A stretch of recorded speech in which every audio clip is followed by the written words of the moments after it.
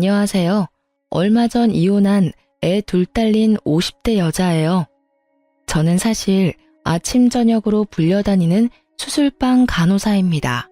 밥을 먹다가도 자다가도 수술이 있으면 뛰어가야 할 때도 있죠. 인력이 부족하면 더 그래요. 그런 제가 없는 시간 쪽에서 사연을 쓰게 된 건 제 이혼에 대해 이야기하고 싶어서예요. 전문직이라는 직업은 정말 좁거든요. 한 사람한테 이야기하면 모든 사람이 알게 돼요. 다른 병원에 있는 사람들까지도 알게 되는 경우가 있죠. 솔직히 이 열받는 제 상황을 누군가에게 털어놓고 속 편하게 이야기하고 싶은데 그럴 만한 사람이 주위에 없어요. 친정 부모님에게 말하기엔 제 얼굴에 침 뱉기라 민망하고 친구들에게 이야기하기엔 제 자존심이 너무 상하거든요. 다들 잘 살고 잘 나가고 있는데 이혼으로 저만 흠집난 것 같고 어디 문제 있는 것처럼 보여서 친구들에게도 말하기 싫어요. 그래서 익명으로 많은 사람과 제 이혼에 관해 이야기해보고 싶어서 이렇게 서툰 글솜씨로 작성하고 있네요. 저는 준 대로 받는다고 생각하는 사람이에요. 물질적인 게 아니라 정성이나 마음 같은 거요. 물론 물질적인 건 상대방 상황에 따라서 돌려주고 돌려주지 않고가 결정되잖아요. 그렇지만 마음이나 정성은 어떤 형태로든 전해진다고 생각하거든요. 그래서 저는 사람을 대할 때 최대한 성심성의껏 대하려고 해요. 남편은 저와는 좀 다른 타입이에요. 어떻게 보면 실속을 차리는 한마디로 가성비를 따지는 경제적인 남자이고 어떻게 보면 얌체처럼 보이기도 하죠. 자기 실속을 잘 차리니까요. 그게 나쁘다고 생각해 본 적은 크게 없어요. 남편이 못하는 건 내가 채워주면 되고 도리어 제가 못하는 부분은 남편이 채워주고 있다고 생각했으니까요. 그런데 그게 제가 잘못 생각하고 있다는 걸 40대 후반이 되어서야 깨닫게 되었던 거죠. 저희는 전세로 10년을 넘게 살았어요. 처음에 전세 마련했을 때는 둘이 반반씩 부담해서 돈을 마련했고 여러 가지 불이익이 있음에도 전셋집을 공동 명의로 했어요. 뒤에 돈을 빌릴 생각이 없었으니까 가능했던 일이죠. 솔직히 말하면 제가 돈을 더 많이 벌고 더 바쁜 직업이었어요. 아까도 말했듯 수술방 간호사라는 건 그만큼 바쁘고 그만큼 돈은 가져가는 일이에요. 그래서 우리 집이 유지될 수 있었던 건지도 모르죠. 남편은 작은 회사에서 일하고 있었는데 여전히 평사원인 채로 아침 9시 출근해 저녁 6시 칼퇴근하는 월급이 무척 적은 직장이었거든요. 남편 월급으로는 가게를 유지하는 데 힘들어요. 그래서 저는 필사적으로 일을 했어요. 그렇게 서로의 부족한 점을 메워가며 잘 살고 있다고 생각했는데 그게 점점 깨지기 시작했어요. 서로에 대해서가 아니라 서로의 가족을 대하는 점에서 그 사람의 단점이 보이기 시작하더라고요. 여느 때와 마찬가지로 추석이 다가오면 양가 부모님께 가져갈 선물을 사러 가거든요. 보통 과일 2상자, 건강기능식품 1상자, 추석 선물 세트 하나, 그리고 용돈. 한 가족당 이렇게 선물을 챙겨요. 그래서 추석에 선물과 용돈으로 100만 원 넘게 쓰거든요. 결혼 초반부터 그렇게 해왔기 때문에 이번에도 그렇게 할 예정이었죠. 그런데 추석 때가 다가와서 제가 바빠졌어요. 수술이 잡힌 날을 보니 선물을 사러 갈 시간이 안 날 것 같더라고요. 그래서 저는 처음으로 남편에게 돈을 쥐어주고 선물을 사러 대신 다녀오라고 했어요. 항상 남편과 같이 갔으니 이번에도 잘하겠거니 하고 맡긴 거였어요. 그렇게 남편의 손에 들어간 돈이 80만 원이었어요. 남편은 상여금이나 보너스도 없는 직장이어서 그 돈도 제가 마련하곤 했거든요. 그렇게 남편에게 돈을 주고 잊어버렸는데 그날 저녁 카톡에 사진이 엄청나게 와 있더라고요. 이거 살까? 이거 살게. 이게 좀 튼튼해 보여. 이런 식으로 저한테 확인까지 받으려고 문자를 보냈더라고요. 그리고 얼마를 썼는지 금액까지 써서 보냈거든요. 딱 80만 원을 다 맞춰서 썼다고 문자가 왔더라고요. 사진에 찍힌 것들이 모두 상태가 좋아 보여서 저도 남편이 잘하고 있다고 생각했고 이후로 그 선물에 대한 건 모두 잊어버렸죠. 지금 생각해보면 잊지 말았어야 했어요. 뭐든 확인해야 하는 법인데. 어쨌든 그렇게 추석날이 다가오고 추석 전날인 연휴 첫째 날에 시댁으로 향했어요. 시댁에 도착해서 남편이 차에서 물건을 빼오는데 전부 튼실하고 좋더라고요. 과일도 모두 튼튼하고 맛있어 보이고 신선해 보였어요. 그리고 단지에 담긴 녹용도 비싸 보이기도 하고 선물해줄 맛이 나는 좋은 물건들이었고요. 솔직히 여태껏 마련한 것 중에 가장 좋아 보이더라고요. 그래서 저는 남편이 따로 자기 돈을 좀 썼다고 생각했거든요. 아무리 봐도 금액대가 비싸 보일 것 같아서요. 당연히 그것들을 보던 시댁에서는 아주 좋아서 입이 찢어지더라고요. 그러면서 시부가 매번 하는 말이 있어요. 아이고 우리 아들 이렇게 좋은 선물 매번 가져오고 너 돈도 많이 들 텐데 뭐하러 이렇게 많이 사와? 다음부터는 이렇게 많이 안 가져와도 된다. 응? 이거였죠. 시부는 이 물건들이 모두 남편이 샀다고 생각하고 항상 아들 칭찬하기 바쁜 사람이었죠. 그럴 때마다 저는 그냥 가만히 있었어요. 부모님들은 모두 제 자식들이 해줬다 하면 좋아하시잖아요. 그리고 남편도 자기 집에서는 어깨 펴고 있어야죠. 그런 마음으로 제 돈이라는 말은 여태껏 절대로 하지 않았죠. 용돈을 줄 때는 제가 드렸지만 항상 같이 마련한 거라고 이야기하고 드렸죠. 용돈은 보통 30만 원을 드리거든요. 그날도 똑같은 날이었어요. 좋은 걸 주고 용돈을 드리고 남편 어깨가 으쓱해지는 그런 날. 그리고 하룻밤을 시댁에서 자고 그 다음날 오후에 친정으로 향했어요. 저는 오랜만에 친정에 가는 거라 너무 마음이 들떴어요. 휴가를 이렇게 길게 받은 것도 오랜만이었고 그 휴가에 부모님을 뵈러 가는 것도 오랜만이었거든요. 몇 번의 추석과 명절은 급한 수술이 잡혀 가지 못한 적도 많았어요. 그래서 들뜬 마음으로 친정에 도착했죠.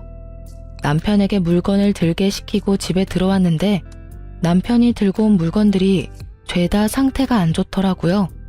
사과며 배는 딱 봐도 오래된 티가 났고 건강기능식품으로 사온 홍삼은 유통기한이 임박한 상품이었죠. 친정엄마는 그것도 선물로 사온 거라고 남편에게 신경 써줘서 고맙다며 인사하더라고요. 그걸 보던 저는 울컥울컥 화가 치밀어 올라서 남편에게 차에 뭐 가져올 거 있으니 잠깐 나가자고 하고 밖으로 나왔어요. 그리고 차 앞까지 와서 남편에게 따졌어요. 저거 다 뭐야? 시댁에 드린 물건이랑 완전히 다른 물건이잖아. 하루 만에 애들이 시들었을 리도 없고 도대체 어떻게 된 건데? 너 설마 우리 집에 올 물건들만 저런 하자 있는 것들로 골랐어? 아니, 물건을 사다 보니까 아무래도 예산이라는 게 있잖아. 그래서 예산에 맞추다 보니까 이렇게 됐어. 나도 일부러 그런 거 아니야, 진짜로. 내가 샀을 때는 상태가 괜찮았는데 아무래도 시간 지나서 좀 더 나빠진 것 같기도 하고. 그러면 예산을 낮춰서 물건을 샀었어야지. 아니, 혹시라도 예산이 넘었으면 당신이 돈을 좀 더 낼 생각은 해보지도 않았어? 거기다가 시댁에만 좋은 거 싹 다 가져다 주고 우리 집에는 완전히 먹지도 못할 것들만 갖다 준 셈이잖아. 일부러 그랬지? 너희 집에만 좋은 거 보낸 거 너 설마 처가 깔보는 거니? 그런 거 아니래도. 아니, 나도 좋은 거 사려고 했어. 저것도 최대한 좋은 거 산 거고 우리 집에만 괜찮은 거 간 것도 다 우연이야. 제일 위에 있는 것들로만 가져왔는데 결과가 그렇게 된 걸 나한테 따지면 어떡해? 그럼 이 상황에 누구한테 따져? 내가 너한테 돈을 주고 맡겼으면 제대로 일을 하기라도 해야 했을 거 아니야. 네가 이딴 식으로 행동했다는 건 네가 우리 집과 나를 그런 식으로 보고 있다는 거잖아. 하자품, 유통기한 임박 상품을 선물해줘도 넙죽 받을 거라고. 그렇게 생각하고 그거 준비한 거 아니었냐고. 우리가 먹어도 다 남겨서 버릴 만한 물건들만 골라와서는 그걸 명절 선물이라고 떡하니 내놔? 솔직하게 말해봐. 딱 보니 우리 집에 온 물건들 가격은 얼마 안 할 것처럼 보이는데 돈 남았지? 돈이 남았냐고 묻자 남편이 대답을 못하더라고요. 저는 이때 살짝 감이 왔어요. 영수증 내놔. 빨리. 어? 영수증? 없는데? 사고 다 갖다 버렸지. 그게 왜 남아있겠어? 그래? 그러면 핸드폰 내놔. 폰은 또 왜? 아, 진짜 돈 다 썼다니까. 남은 돈 없어. 변명하는 남편 손에서 핸드폰을 뺐던 저는 카드 승인 내역을 살피기 시작했어요. 안절부절 못하는 남편 따위는 제 안중에도 없었죠.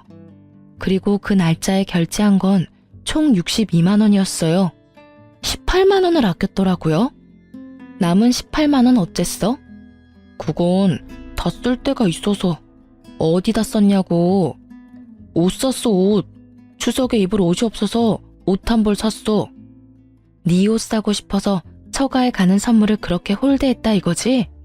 네 돈으로 산 것도 아니면서 내가 그렇게 부탁했는데 네가 어떻게 우리 집에 그런 짓을 할 수가 있어? 제가 열받아서 소리 지르자 남편이 화들짝 놀라더라고요. 평소에 소리를 크게 지르지 않는 편이고 화도 잘 내지 않는데 제가 화내니 놀랐나 봐요. 여보, 미안해. 나는 차별하려고 그런 거 절대 아니야. 진짜로. 어쩌다 보니 그렇게 된 거였어. 여전히 발뺌하는 남편을 보니 속에 열불이 터져 죽을 것만 같았어요. 당연히 알고 했겠지. 모르고 했겠어요? 진짜로 돈을 아끼고 싶었으면 시댁에 보낸 선물까지 모두 문제 있는 걸로 샀어야죠. 그런데 그게 아니잖아요. 결과적으로 남편이 물건을 골라왔고 차에서 그걸 고를 때도 시댁 거는 좋은 거, 우리 집에는 나쁜 거 이렇게 가져온 게 확실한데 결국은 끝까지 아니라고 우기는 남편에게 말했어요. 지금 당장 ATM기 가서 빨리 30만 원 뽑아와. 왜 그래? 나 돈 없는데. 없으면 단기카드 대출이라도 긁어서 가져와. 제 불효령에 남편이 헐레벌떡 뛰어가더니 10분쯤 지나서 돈을 가지고 왔더라고요. 카드에서 뽑아온 건지 통장에서 가져온 건지 모르겠지만 돈을 가져오긴 했어요. 저는 그 돈을 확 빼앗아서 친정 부모님께 드릴 용돈 봉투에 넣었어요. 그걸 보더니 남편이 퉁명스럽게 한숨을 내뱉더라고요. 아니, 무슨 용돈을 그만큼 드려. 우리 부모님께는 30만 원만 드렸잖아. 2배는 좀 너무하지 않아? 지금 나하고 장난쳐? 시댁에 간 물건값이 얼만데 우리 집에 간 물건값보다 훨씬 비싸 보이니까 우리 집에는 용돈 2배 줘야 하지 않겠어? 그걸로 대신하는 것도 기분은 더럽지만 이렇게라도 해야 내 화가 가라앉을 것 같거든? 싫으면 저 물건들 싹 다 가지고 가서 다른 걸로 당신이 사오던가. 제 말에 남편은 입을 꾹 다물더라고요. 할 말은 많아 보였지만 제가 작정하고 따지기 시작하니 지가 무슨 변명을 해요? 결국은 깨갱거리고 제 뜻에 따르는 수밖에 없죠. 그렇게 친정집에 돌아간 저는 엄마에게 일단 사과부터 했어요. 바빠서 물건이 이렇게 상한 줄 몰랐다. 대신에 용돈을 좀 많이 넣었으니 이걸로 맛있는 거 많이 사다 먹으라고요. 친정엄마는 이렇게 큰 돈 필요 없다며 돌려주려 했지만 솔직히 저는 마음이 너무 아팠거든요. 시댁에 간 것만큼만 친정해줬어도 남편에게 그깟 옷 몇 벌이든 사줄 수 있었을 텐데 이런 식으로 자기 점수 까먹는 건 생각도 못하고 얌체 같은 짓만 골라서 하는 남편을 보니 남편에 대한 제 생각이 틀렸을지도 모른다는 생각을 했어요. 그때가 처음이었기 때문에 저는 좀 놀랐죠. 하긴 여태껏 저희 부모님에게 자기가 먼저 나서서 잘해드린 적은 없었어요. 항상 남들이 하는 만큼 또는 제가 하는 거 보고 뒤로 빠져있을 뿐이었죠. 그러고 보면 이미 처음부터 남편은 틈만 나면 이렇게 행동했을지도 모른다는 생각이 들더라고요. 그렇게 이 추석날에 저는 남편과 한판하고 남편에 대한 신뢰가 땅에 떨어진 걸 확인했어요. 그리고 좀 더 철저하게 남편이 하는 행동을 단속했어요. 바빠서 잘 되진 않았지만 카드사에서 보낸 문자와 알림은 틈틈이 확인했죠. 그렇게 남편은 제게 혼난 뒤로는 얌전하게 지내고 있었어요. 그리고 그 이후로 몇 년 더 지나고 저희는 전셋집을 전전하던 상황에서 이번에야말로 자가로 집을 마련할 생각을 하게 됐어요. 여전히 돈은 턱없이 부족했지만 최대한 아껴 쓰며 돈을 모아 겨우 집을 살 최소한의 돈을 마련했죠. 어차피 나머지는 대출을 끼고 사야 하는 거라 대출 생각하고 집을 여러 군데 알아보고 있었어요. 괜찮은 곳 몇 군데를 정해놓고 금액대 때문에 고민하던 중이었어요. 그때 친정아버지가 연락이 왔더라고요. 그래, 집 찾아본다더니 잘 돼가고 있냐? 너무 좋은 데로 갈 생각은 하지 말고 너 일하기 편하고 애들 보기 쉬운 곳에 집을 얻어. 집이 가까우면 시간이 절약되고 시간이 절약되면 애들 보기도 쉬워져. 이것저것 다 적당한 물건보다 한 가지 정확하게 네 마음에 드는 곳이 더 나을 수도 있으니 잘 생각하고. 나도 몇 군데 중에서 고민하고 있긴 한데 직장이랑 가까운 데로 가려니 돈이 좀 모자랄 것 같아서 일단은 직장이랑 조금 멀더라도 금액대 맞춰서 갈까 싶어요. 지금 있는 집이랑 병원까지 거리는 비슷해요. 애들 학교까지도 멀지 않고. 그럼 직장이랑 가까운 곳은 애들 학교랑도 가까워? 거기는 직장이랑 애들 학교랑 집이 다 가까워서 이쪽 저쪽 맞추기 편할 것 같거든. 작은 평수가 있으면 가격대 맞추기 좋을 것 같은데 큰 평수밖에 없더라고. 그 동네에 있는 매물은 다들 비싸서 적당한 게 안 나와. 그러면 한 얼마 정도 모자라? 한 4, 5천 정도 모자라. 이사비하고 잡다한 비용까지 다 하면 그 정도는 더 필요한데 우리 그만큼 더 빌릴 곳이 없거든. 그래서 일단은 차선으로 선택했던 집으로 하려고. 그러지 말고 첫 번째로 생각했던 집으로 가. 아빠가 많지는 않지만 5천만 원 해주마. 너 결혼할 때 도움도 못 주고 네가 벌어서 결혼식까지 다 하지 않았냐? 아빠가 그 생각만 하면 마음이 너무 아프고 짠해. 항상 집에 도움만 주던 우리 딸, 이럴 때 아빠가 도움이라도 좀 돼야지. 됐어, 놔둬요. 아빠 무슨 돈이 있다고 돈 대준대? 그러지 말고 그 돈은 아버지 노후 자금으로 쓰세요. 나 말년에 아빠 노후 자금 가져간 나쁜 딸로 만들지 말고. 갑자기 돈을 주겠다는 아버지의 말에 저는 우스갯소리로 거절했어요. 아버지에게 돈을 받고 싶은 마음은 없었거든요. 그런데 아버지가 그러더라고요. 아빠 퇴직금 나왔어. 나온 것 중에 반도 안 되는 금액이야. 첫째 딸은 살림 미천이라고 항상 우리 집에 돈 모자라면 네가 나서서 돈 마련해주지 않았니? 아빠도 너 돕게 해줘. 아빠의 그 말에 눈물이 찔끔 나더라고요. 참으려고 했는데 그동안의 제 고생이 보상받는 기분이라 아버지에게 말했어요. 아빠, 고마워요. 하지만 그 돈은 진짜 나한테 필요 없어. 그냥 조금 먼 곳에 집을 얻으면 될 일이야. 너네 도와주고 싶어서 그러지. 지금 네 통장에 보내마. 끊는다. 결국 제 말도 듣지 않고 아버지가 돈부터 보내셨더라고요. 거절하기도 민망해서 남은 시간 동안 착실히 용돈과 효도로 갚겠다는 생각으로 그 돈을 통장에다 넣어두고 저는 첫 번째로 계약하고 싶었던 집을 계약하려고 마음먹었어요. 그런데 부동산을 가려니 시간이 영 안 나더라고요. 그렇게 며칠 지나고 시댁에서 식사하러 오라며 저를 부르더라고요. 남편에게 전화했더니 자기는 벌써 시댁이라며 빨리 오라고 들뜬 목소리로 저를 재촉하더라고요. 시댁에 뭔가 좋은 일이라도 있나 싶어서 갔는데 시댁 앞에 낯선 포터 하나가 떡하니 주차되어 있었어요. 딱 봐도 새로 뽑은 느낌이 나는 차에는 시부의 전화번호도 딱 적혀 있었죠. 아버님, 저 왔어요.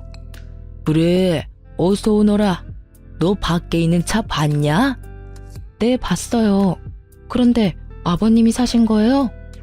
내가 무슨 돈이 있어서 트럭을 사? 이거 아들이 사줬지? 그 말에 깜짝 놀랐어요. 남편이 외동아들인데 그 말은 남편이 사줬다는 말이니까요. 매번 돈 없다며 징징대는 남자가 웬일로 시부에게 큰 트럭을 사줬나 싶었죠. 제가 생각하는 걸 다르게 생각한 모양인지 시부가 제게 말하더라고요. 세아가, 너도 네 남편한테 좀 배워라. 아들이 이렇게 효심이 지극해. 제 아비 힘들게 일하는 거 알고는 이렇게 알아서 트럭을 선물해주지 않니? 하긴 친정보다 시댁에 잘해주기는 좀 그렇겠지? 넌 매번 바쁘고 남편 내줘도 잘 못해주니 그런 걸 바라는 것도 무리이긴 하지. 그래도 네가 못하는 걸 우리 아들이 잘하니 다행이지 않겠냐? 부부 두 사람 중 하나라도 윗사람 잘 공경하면 되는 일이지. 그 이야기에 정정해주고 싶은 말은 많았지만 시부의 정신건강을 위해 참기로 했어요. 그런데 남편이 저 포터를 사줄 돈이 어디에서 났나 하는 건 별개의 문제였죠. 저는 남편을 작은 방으로 따로 불러 물었어요. 당신 아버님께 포터 사드리는 거 왜 나한테 이야기 안 했어? 오늘 이야기했잖아. 오늘 사드렸거든. 아버지가 몇 달 전부터 포터 하나 있으면 일할 때 좋겠다고 하도 그러셔서 하나 사드린 거야. 그러니까 사기 전에 나하고 의논했어야지. 근데 어느 틈에 돈을 그만큼 모았대? 매번 돈 없다고 한 건 그 돈 모으려고 그랬던 거야? 어? 아니? 우리 생활비 통장에 목돈 들어와 있길래 그걸로 사드렸는데? 저는 제 귀를 의심했어요. 제가 제대로 들은 게 맞나 싶었죠. 설마 남편이 말도 없이 그 돈을 썼을 리가 없을 거라 생각하며 황급히 어플을 열어 통장에 얼마나 남았는지 확인했어요. 잔액을 확인한 저는 눈앞이 캄캄해졌어요. 2천만 원이 사라지고 없더군요. 당신 그 돈이 무슨 돈인지 알고 썼어? 당신이 말해줬잖아. 장인어른이 주신 돈이라고. 천연덕스러운 표정으로 그렇게 말하는 남편을 보니 저는 얼굴로 피가 몰리는 느낌이 들었어요. 그러나 흥분을 가라앉히고 남편에게 물었어요. 우리 아버지가 그 돈을 왜 주셨는지도 내가 말했지? 우리 집 살 때 보태라고 주셨다면서. 근데 솔직히 그러면 돈이 좀 남잖아. 당신 병원이랑 조금 떨어진 곳에 가기로 했으니까. 바빠서 의사소통 되지 않았던 게 문제였던 걸까요? 남편은 제가 아직도 직장에서 먼 곳을 선택할 거라고 스스로 생각한 것 같더라고요. 돈의 출처를 말할 때 가고 싶은 집이 바뀌었다고 이야기라도 했으면 이런 일이 벌어지지 않았을지도 모른다고 애써 포장해 저를 달래봤어요. 하지만 아무리 남편을 이해하려 해봐도 이해가 가지 않았어요. 그 큰 돈을, 자기 돈도 아닌 그 돈을 어떻게 저한테 말도 없이 빼서 쓸 수가 있을까요? 제 상식으로는 도저히 이해가 가지 않았거든요. 나는 그 돈을 받아서 첫 번째로 마음에 들었던 직장과 가까운 곳에 집을 사려고 생각했었어. 그런데 그 돈을 왜 네가 몰래 가져다 써? 몰래라니, 어감이 이상하잖아. 솔직히 그런 거 나는 몰랐고 생활비 통장에 돈이 들어와 있으니까 써도 되지 않을까 하고 썼던 것 뿐이야. 근데 당신 좀 너무하다. 우리 아버지 포터 사드리는 게 그렇게 아까워? 적반하장이라는 말이 딱 생각나더라고요. 네가 네 돈으로 사드리는 거면 아깝다고 생각 안 해. 근데 그 돈이 무슨 돈인데? 우리 아버지 퇴직금에서 떼어준 돈이야. 노후자금 하셔야 할 돈 나한테 주신 거라고. 근데 그걸 네가 홀라당 써버려? 네가 효자 되려고 날 불효녀로 만들었어? 결국 참지 못한 저는 대폭발을 해버렸고 시부와 시모가 놀라 뛰어왔죠. 효자 불효녀 그런 게 어딨어. 그 돈 없어서 집 못 사는 거면 그냥 전세 살면 되지. 여태까지 잘 살았잖아. 근데 뭐가 그렇게 열받아서 나한테 이렇게 소리를 질러? 이게 무슨 소리냐? 왜 너희들끼리 싸우고 있어? 그것도 시댁에서. 너 설마 내 아들이 나한테 차 사줬다고 여기 와서 성질내? 도대체가 사돈이 뭘 가르쳤으면 겨우 돈 2천만 원 가지고 남편을 잡아먹을 것처럼 난리요. 그 말에 저는 더 욱했어요. 아빠 힘들게 일해서 받은 돈 남편이 홀라당 까먹은 것도 하나는데 시부가 우리 아버지 욕하니 참을 수가 없었거든요. 아버님, 착각하지 마세요. 그 포터 남편이 모은 게 아니라 친정아버지가 저한테 집 살 때 보태라며 주신 아버지 퇴직금이라고요. 그런데 그 돈으로 포터를 사요?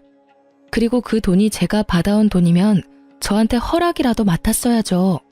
말도 없이 그 돈을 쓴 건 도둑질이랑 뭐가 달라요?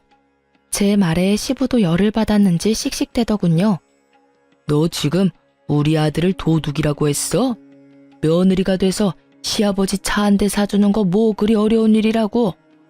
네가 못해서 아들이 매번 이렇게 잘해주는데 네가 왜 여기서 큰 소리 치는 거야? 그러게요. 그러면 이제부터는 아드님한테 다 받으세요. 당신도 들었지?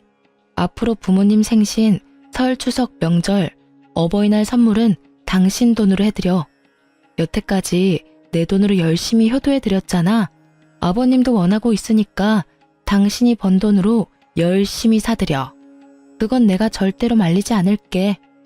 저는 그 말을 끝내고 집에 가려고 가방을 들었어요. 남편이 제게 쫓아오더라고요. 여보, 그건 좀 너무하잖아. 여태까지 잘해줬으면서 갑자기 이러면 이 손 놔. 나 잡지 마.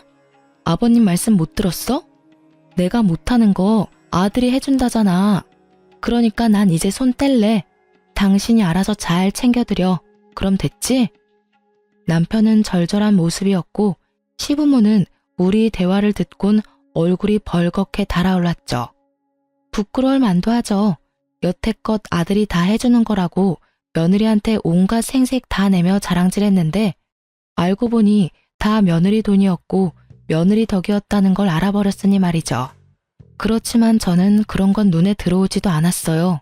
이혼하기 전에 남편이 가져간 돈 회수할 생각만 머릿속에 가득했거든요.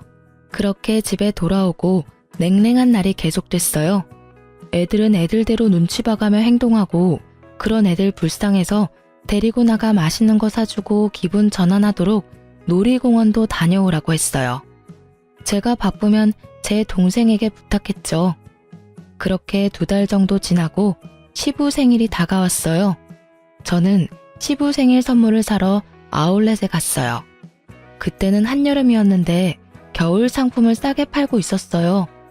저는 일부러 패딩 할인 코너에 가서 3만 원짜리 패딩을 하나 샀어요.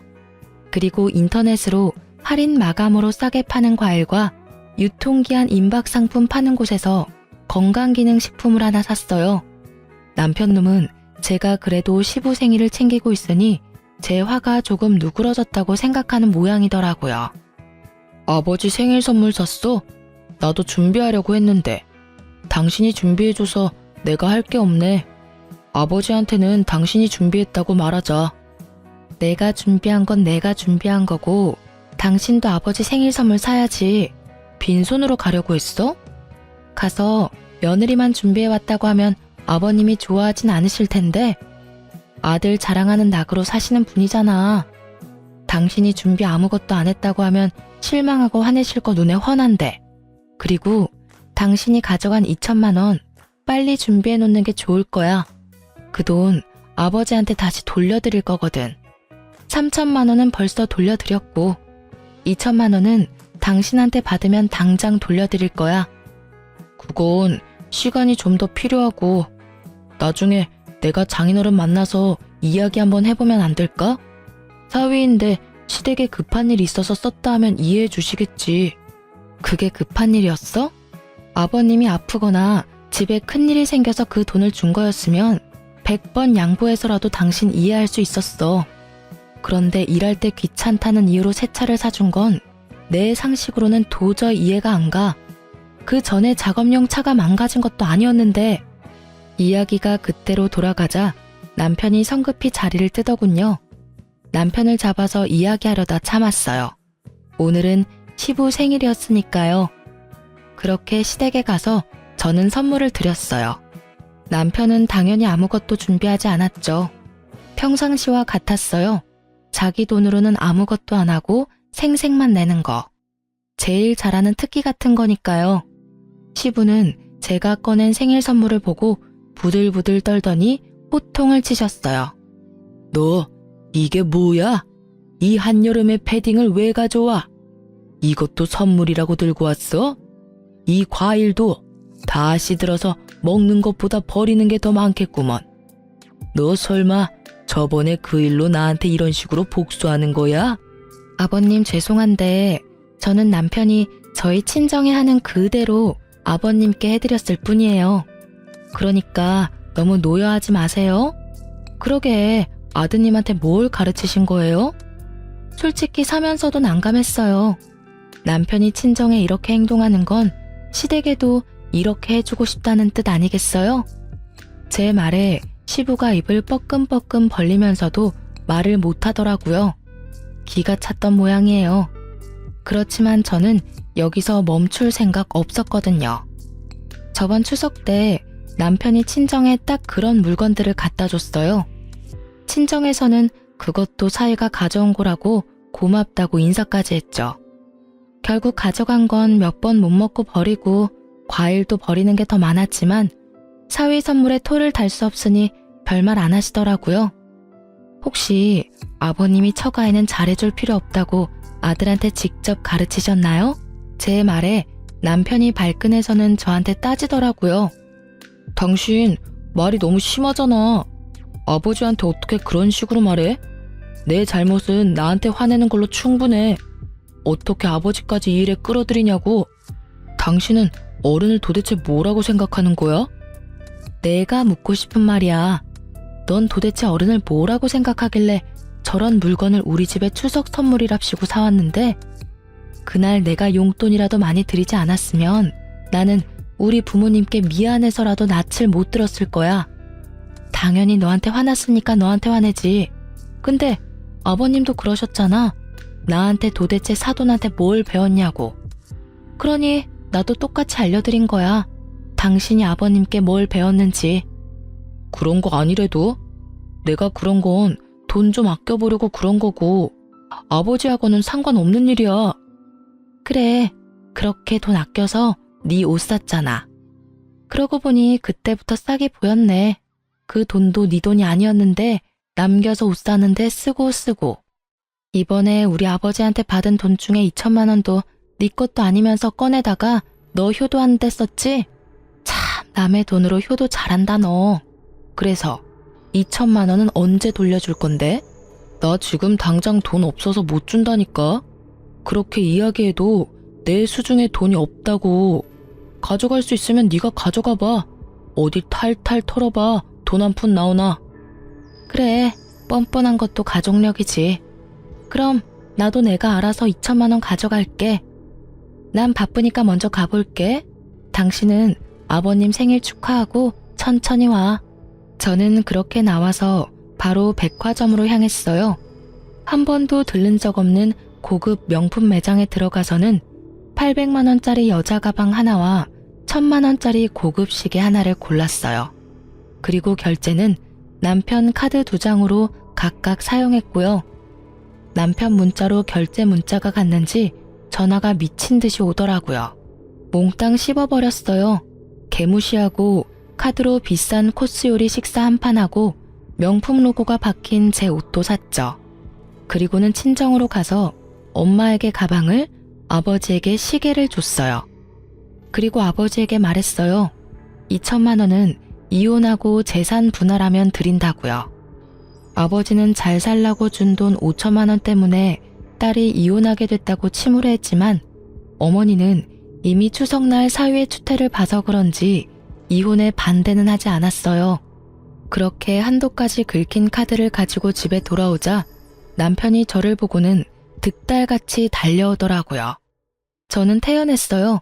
남편이 그러던 말던 제가 먼저 시작한 일은 아니잖아요? 당신 어디 갔다 왔어? 그 결제 문자는 도대체 뭐야? 뭘 샀는데? 당신이 돈 2천만 원을 안 돌려주길래 내 나름대로 회수한 거야. 당신 카드로 2천만 원어치 긁었지. 가격 계산해 봤어? 딱 2천만 원이야. 당신이 가져간 금액. 그것보다 단돈 1원도 더 쓴 거 없으니까 계산 잘해봐. 당신 진짜 이렇게 유치하게 굴 거야? 나한테 화났다고 이런 식으로 생각 없이 행동하면 어떡해? 생각 없이 행동한 게 누군데? 그런 말할 자격 없는 건 너야. 네가 돈이라도 빨리 줬으면 내가 이런 방법까지는 안 썼겠지. 그리고 선물 하나 더 있어. 자, 받아. 저는 남편에게 종이를 넘겼어요. 바로 이혼 서류였어요. 이혼하자. 그 돈 2천만 원 받을 때까지는 억울해서라도 이혼 안 하려고 했는데 오늘 그거 다 회수했으니까 이제 그만 이혼해줘. 당신 얼굴 보면서 사는 거 너무 화나고 짜증나거든. 이혼하자면 누가 겁낼 줄 알아? 2천만 원 좀 가져다 썼다고 이혼하면 이 세상에 이혼할 사람이 얼마나 많겠어? 게다가 다른 데 쓴 것도 아니고 시댁에 쓴 걸 가지고 이해도 못해준 여자는 나도 필요 없어. 잘 됐네. 나도 당신은 필요 없어. 남의 돈으로 효도하려는 남편 뭐하러 데리고 사니? 그 이야기를 하고 거실로 들어오는데 거실 소파에 시부와 시모가 앉아있는 걸 봤어요. 저야 이혼 이야기를 따로 또 하지 않아도 돼서 편하다는 생각이었지만 두 분은 생각이 달랐나 보더라고요. 시부 얼굴에는 화가 가득했어요. 네가 뭔데 우리 아들한테 이혼하란 말라 난리야? 이혼을 결정해도 우리 아들이 하는 거지. 도대체가 어디서 이런 싹수 없는 여자가 우리 아들하고 결혼해서 처음부터 알아채지 못한 내 잘못이지. 저런 것도 며느리라고. 조상님 뵐 낯이 없어. 며느리 잘못 들여서 아들 망치는 꼴을 보고 있자니. 이혼하면 알게 되겠죠. 제가 남편을 망친 건지 남편이 저를 망친 건지, 그리고 시댁 부모님 챙겨주는 게 누구였는지. 팔이 안으로 굽는다는 건 알았지만 이건 좀 너무하다는 생각이 드네요. 아드님 카드 빚이 신경 쓰이시면 받은 포터 팔아서 도와주시던지, 그걸 못하겠으면 그냥 가만히 계세요. 아들 집 사려고 할 때 도와주지는 못할 망정 집 사라고 친정에서 준 돈마저 탐하는 시댁, 저야말로 사양이에요. 뭐? 친정 돈만 탐하는 시댁? 내가 언제 그랬어? 오냐, 집 살 때 돈 안 보태줬다고 사람을 욕심 많은 영감으로 만들어? 아들이 나한테 차 한 대 사준 게 뭐가 그렇게 욕먹을 짓이야? 며느리가 돼서 아들 하는 일에 일일이 딴죽이나 거는 게 잘못됐지. 그럼 욕심이 없으신가요? 그치만 그 포터 산 돈이 어떤 돈인지 아셨으면 돌려줄 법도 한데 끝까지 끌어안고 계시잖아요. 그게 욕심이 아니면 뭐겠어요? 저 같으면 저 때문에 아들이 빚을 지게 생겼으면 다 팔아서라도 도와주겠네요. 그렇지 않은 걸 보니 욕심이 나는 게 맞나 보네요. 결국 제 말에 시부는 부들부들 떨며 대답도 못했고 남편은 이혼 서류를 보느라 정신이 없었어요. 시모마는 멀쩡하게 제 이야기 다 듣고 있었는데 아무 말씀 없으시더라고요. 아마 시모도 제 심정을 알고 있는 것 같더라고요. 하긴 며느리 친정집까지 탐하는 노인이 마누라 친정 돈도 탐하지 않을 리가 없겠죠. 저는 후련하게 모든 걸 다 말하고 안방에서 제 짐부터 쌌어요. 자가로 이사가는 건 물 건너갔고 제 남은 인생이라도 행복하게 다시 설계해야 했으니까요. 일단 지금 이 상황에서 스트레스를 조금이라도 덜 받으려면 이딴 집에서 빨리 나가는 게 절실했어요. 어차피 공동명이라 집이 도망갈 일은 없었거든요. 그치만 지금 당장 나갈 수는 없었어요. 나가더라도 아이들과 함께 나가기로 결정했거든요. 애들을 불러서 이야기하니 두 아이 모두 저를 따라가고 싶다고 하더군요. 하긴 돈도 제가 더 많이 벌고 애착도 저와 더 많이 형성되어 있었으니까요. 결국 남편과의 이혼으로 전셋집은 반토막 나서 보증금 반은 제가, 반은 남편이 가져가게 됐어요. 그리고 무엇보다 아이들을 제가 데려오게 돼서 천만다행이라고 생각했어요. 그렇게 치열한 이혼을 끝내고 저는 남편과 깨끗하게 결별했어요. 아이들은 남편을 보고 싶지도 않다고 하더라고요. 어린애들이었으면 몰라도 이제 사리분별은 하는 나이라 그런지 제가 얼마나 애쓰고 남편이 얼마나 골칫거리였는지 잘 알고 있는 것처럼 보였어요.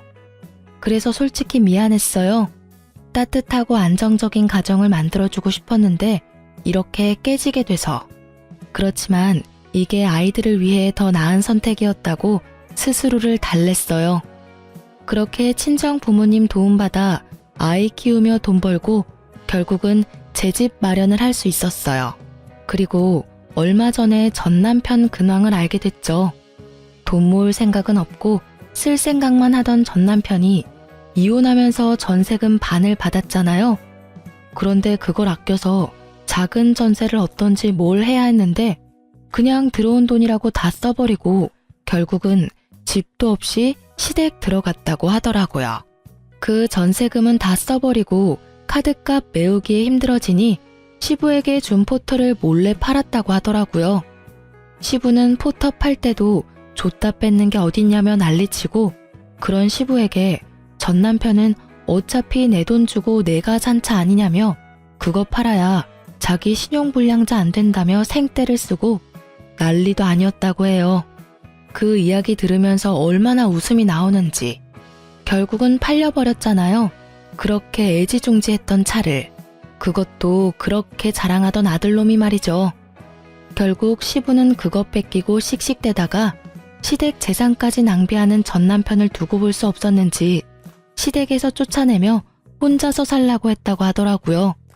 전셋집 얻을 돈도 없는데 혼자 나와버렸으니 결국은 월세 얻어서 겨우겨우 호라비 생활하며 살고 있대요. 그 이야기를 듣는데 정말 너무 웃겨서 눈물이 다 날 뻔했죠. 얼마 전에는 혼자 살면서 자기 처지가 안타까웠는지 저한테 연락까지 했었어요. 애들 보러 오겠다는데 그때는 저도 오라고 했어요. 전 남편 소식 듣고 우리는 잘 살고 있는 거 보여주고 싶었거든요. 우리 집 와서 집 한번 쓱 둘러보더니 저한테 말하더라고요. 미안해. 내가 일이 이렇게 될 줄은 몰랐어. 그때 정말 내가 무슨 생각으로 그랬나 싶어. 내 딴에는 잘한 일이라고 생각했고 당신이 자기 명의의 집을 갖는 게 그렇게 중요한 일인지도 몰랐어. 정말 당신한테 못할 짓 한 것 같아. 이제라도 사과를 받았으니 됐어. 당신도 그러지 말고 좀 더 사람답게 살아. 우리 없다고 당신 인생이 끝나는 것도 아니잖아. 벌써 이혼하고 몇 년 지났으니까 다 잊고 당신 인생 살면 되지. 내가 미련한 놈이야. 왜 내가 내 발로 이런 복을 차버렸나 하는 생각만 들어. 아무도 없는 단칸방에서 밥을 먹고 있으면 내가 인생을 잘못 살았다는 생각밖에 안 들고 이렇게 잘해주는 아내와 친정에 왜 그런 짓을 했을까? 내 아들, 딸을 만나는 것도 힘든데 이혼을 왜 하자고 했을까? 그땐 무슨 정신이었는지도 모르겠어. 따뜻한 밥 한 공기 먹으니 남편 입에서 자책의 말이 줄줄 쏟아지더라고요. 그러게요. 이 남자는 왜 자기 발로 이런 가족을 차버렸을까요? 잠깐 자기 입속 챙기려다 시부에게 잘 보이려다 결국은 몽땅 다 잃었잖아요. 집도 가족도 아내도 아이들도. 결국은 그렇게 잘 보이려던 시댁마저도 등을 돌렸으니까요. 그래도 다행인 건 저더러 재결합이나 다시 만나자는 이야기 같은 건 하지 않더라고요. 만약 그랬다면 밥 한 끼 안 주고 주걱으로 뺨을 쳐줬을 거예요. 전 남편이 제 아버지가 준 돈만 함부로 쓰지 않았더라면, 그리고 일찍 그 돈을 돌려주려고 하기만 했다면 저와 함께 자가로 번듯하게 집 얻어서 잘 살 수 있었을 거예요. 한 번의 선택으로 사람 인생이 이렇게 갈리는 거죠. 저는 솔직히 힘들었지만 잘 됐다고 생각해요. 인생의 절반을 넘어가면서 솔직히 그때 참았어야 했을까 하는 생각도 들거든요. 그렇지만 그렇게 산다고 그게 사람답게 사는 건 아니잖아요. 그리고 이런 일들이 쌓일 때마다 고쳐지지 않는 남편을 보며 썩어갈 제 속도 걱정이었고요. 그래도 아들들 결혼할 때 이혼한 남편 옆에 둘 수도 없으니 딱 그거 하나만 아쉽다는 생각해요. 이렇게 사연글을 쓰면서 사람들에게 제 숨겨진 사연을 밝히고 나니 마음이 후련한 느낌이 들어요. 여태까지 아무에게도 말 못하고 끙끙 앓았던 거 생각하니 왜 그렇게 미련하게 버텼을까 싶기도 해요. 제 사연 보시는 분들도 저처럼 남한테 밝히기 민망하면 사연 보내세요. 생각보다 속도 후련해지고 마음이 편해져요. 임금님 귀는 당나귀 귀 동화 아시죠? 저는 이렇게 다 털어버리고 마음이 편해졌네요. 글 읽으시는 분들도 편안한 하루를 보내셨으면 좋겠네요.